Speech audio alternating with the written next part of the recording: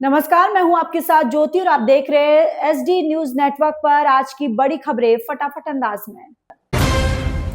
विवाद के बाद कृति सेनन का राखी विज्ञापन हटाया गया। रक्षाबंधन पर ज्वेलरी ब्रांड जीवा का विज्ञापन विवादों में घिरने के बाद हटा लिया गया है। विज्ञापन में अभिनेत्री Kriti Sanon bralette style blouse और इंडो वेस्टर्न ड्रेस में नजर आई थी और एक पालतू कुत्ते को भी राखी बांधती दिखाई दी थी।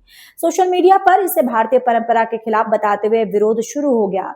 अभिनेत्री कंगना रनौत ने भी पहनावे पर सवाल उठाए, जबकि राहुल गांधी ने कृति का समर्थन किया था। बढ़ते विवाद के बीच जीवा ने बयान जारी कर कहा कि उनका उद्देश्य सिर्फ परिवार और पालतू जानवरों के साथ त्योहार की खुशी दिखाना था, किसी की भावनाएं आहत करना नहीं। इसलिए सम्मान और संवेदनशीलता को देखते हुए विज्ञापन सभी प्लेटफॉर्म से हटा लिया गया है। कर्नाटक में अब वंदे मातरम के सिर्फ 2 छंद गाए जाएंगे। वंदे मातरम को लेकर कांग्रेस और बीजेपी के बीच सियासी बहस तेज हो गई है। कर्नाटक के मुख्यमंत्री डीके शिव कुमार ने साफ कहा कि राज्य के सरकारी कार्यक्रमों में अब वंदे मातरम के सिर्फ शुरुआती 2 छंद ही गाए जाएंगे। उन्होंने कहा कि ये कांग्रेस वर्किंग कमेटी के फैसले के अनुरूप होगा और पार्टी इसी विचारधारा पर कायम है। वहीं बीजेपी ने इसे राष्ट्रगीत का अपमान बताया, जबकि कांग्रेस का कहना है कि बीजेपी इस मुद्दे पर सिर्फ राजनीतिक ध्रुवीकरण और तुष्टीकरण की राजनीति कर रही है। तेलंगाना में बस और ट्रक की टक्कर, 6 लोगों की मौत। तेलंगाना के सूर्यापेट जिले में बुधवार सुबह एक दर्दनाक सड़क हादसा हुआ। हैदराबाद से आंध्र प्रदेश जा रही इलेक्ट्रिक बस ने पीछे से लोहे के पिलर से लदे ट्रक को टक्कर मार दी। टक्कर इतनी भीषण थी कि ट्रक के पिलर बस के अंदर घुस गए। हादसे में 5 महिलाओं समेत 6 लोगों की मौके पर ही मौत हो गई, जबकि 12 यात्री घायल हुए। 2 घायलों की हालत गंभीर बताई जा रही है। मुख्यमंत्री रेवंत रेड्डी ने हादसे पर दुख जताते हुए घायलों के बेहतर इलाज के निर्देश दिए हैं। शुरुआती जांच में तेज रफ्तार को हादसे की बड़ी वजह माना जा रहा है। 2029 चुनाव से पहले जेन जी और जेन अल्फा तक पहुंचेगा चुनाव आयोग। चुनाव आयोग अब युवाओं को मतदान प्रक्रिया से जोड़ने के लिए बड़ा अभियान शुरू करने जा रहा है। 2029 लोकसभा चुनाव की तैयारी के तहत आयोग देश भर के स्कूल, कॉलेज और विश्वविद्यालय में चुनावी साक्षरता अभियान चलाएगा। कक्षा 9 से 12 तक के छात्र और कॉलेज स्टूडेंट्स को लोकतंत्र, मतदान और चुनाव आयोग की भूमिका के बारे में जानकारी दी जाएगी। इसके लिए देश भर की 4123 विधानसभा सीटों में करीब 50,000 चुनावी साक्षरता क्लब बनाए जाएंगे। आयोग का लक्ष्य है कि युवा सिर्फ वोटर नहीं बल्कि जागरूक नागरिक और लोकतंत्र के ब्रांड एम्बेसडर भी बने। अमित शाह बोले, भारत कोई धर्मशाला नहीं। गृहमंत्री अमित शाह ने राष्ट्रीय सुरक्षा सम्मेलन में अवैध घुसपैठ पर बड़ा बयान दिया। उन्होंने कहा कि भारत कोई धर्मशाला नहीं है और यहाँ रहने का अधिकार सिर्फ देश के नागरिकों को है। शाह ने कहा कि घुसपैठिए देश की सुरक्षा, अर्थव्यवस्था और जनसंख्या संतुलन के लिए खतरा है।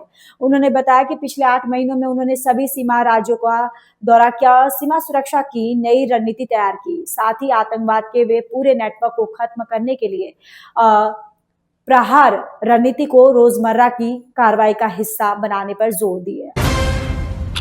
योगी कैबिनेट का बड़ा फैसला, बुजुर्ग महिलाओं को रोडवेज बसों में मुफ्त सफर। उत्तर प्रदेश सरकार ने महिलाओं और युवाओं के लिए कई बड़े फैसले लिए हैं। कैबिनेट ने 60 वर्ष से अधिक उम्र की महिलाओं के लिए रोडवेज बसों में आजीविका मुफ्त यात्रा की योजना को मंजूर दी। इसके लिए महिलाओं को स्मार्ट कार्ड जारी किए जाएंगे। वही एमबीबीएस और बीडीएस इंटर्नशिप का मासिक भत्ता 12,000 से बढ़ाकर 25,000 रुपए कर दिया गया है। इसके अलावा 25 लाख छात्रों को टैबलेट, लाखों छात्रों की छात्रवृत्ति और जन सेवा केंद्र 4.0 जैसी योजनाओं को भी मंजूरी मिली है। उज्जैन जारी 7 लाख फॉलोअर्स वाली यूट्यूबर की सड़क हादसे में मौत। हाथरस की मशहूर यूट्यूबर छवि वार्षिक की उनकी मां की मध्य प्रदेश में सड़क हादसे में मौत हो गई। दोनों परिवार के साथ उज्जैन महाकाल दर्शन के लिए जा रहे थे। आगरमालवा के पास उनकी कार ट्रक से टकरा गई, जिसमें छवि और उनकी मां की मौके पर ही मौत हो गई। पिता, ड्राइवर और एक रिश्तेदार गंभीर रूप से घायल हो गए। छवि के यूट्यूब चैनल पर 7 लाख से ज्यादा सब्सक्राइबर थे और लाइफस्टाइल और मोटिवेशनल वीडियो बनाती थी। इस खबर से सोशल मीडिया पर उनके फॉलोअर्स में शोक की लहर। बाराफात पर यूपी में दिखी गंगा जमुनी तहजीब। उत्तर प्रदेश में बाराफात के मौके पर कई शहरों में जुलूस निकाले गए। लखनऊ में हिंदू समाज के लोगों ने मुस्लिम धर्म गुरुओं का माला पहनाकर शॉल ओढ़ाकर स्वागत किया। दोनों समुदाय के लोग एक दूसरे से गिले मिले और सौहार्द का संदेश दिया। वाराणसी में करीब 5 किलोमीटर लंबा जुलूस निकाला, जिसमें विदेशी पर्यटक भी शामिल हुए। वहीं बुलंदशहर में पारंपरिक लठबाजी और तलवारबाजी के करतब भी देखने को मिले। पूरे प्रदेश में सुरक्षा व्यवस्था के बीच त्योहार शांतिपूर्ण ढंग से मनाया गया।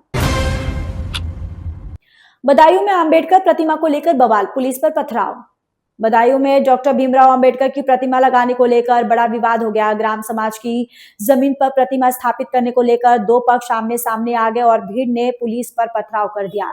इस घटना में सीओ समेत कई पुलिसकर्मी घायल हुए, जबकि एक हेड कांस्टेबल का सिर फूट गया। भीड़ ने पुलिस की 4 गाड़ियों और एक एम्बुलेंस में भी तोड़फोड़ की। इलाके में भारी पुलिस बल तैनात कर दिया गया और मामले की जांच जारी है।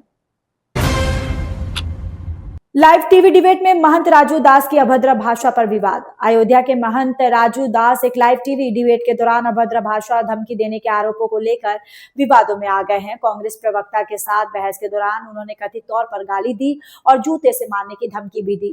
घटना का वीडियो सोशल मीडिया पर तेजी से वायरल हो गया है। इसके बाद यूपी कांग्रेस ने ऐलान किया कि जिस भी टीवी डिबेट में महंत राजू दास शामिल होंगे, उसमें पार्टी का कोई प्रवक्ता हिस्सा नहीं लेगा। मामला अब राजनीतिक और सामाजिक दोनों स्तर पर चर्चा का विषय बना हुआ है।